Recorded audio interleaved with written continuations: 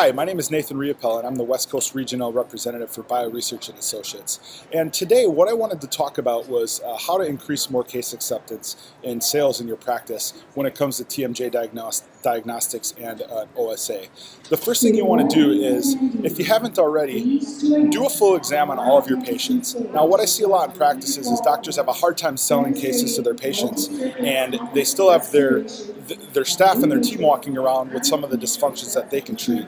A similar example would be if a dentist is having a hard time selling aesthetic cases, yet he has broken teeth or he doesn't have the nicest looking teeth. I tell you what, if you want to just rapidly increase your case acceptance, treat your team first. There's really no reason not to.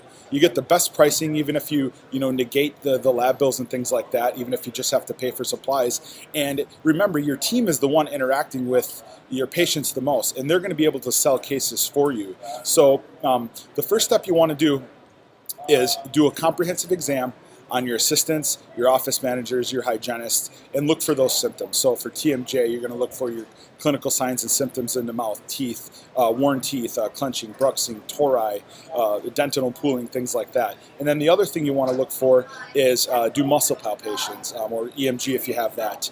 Take your JVA results and look for any type of signs and symptoms that are correlated to either an OSA or a TMJ dysfunction.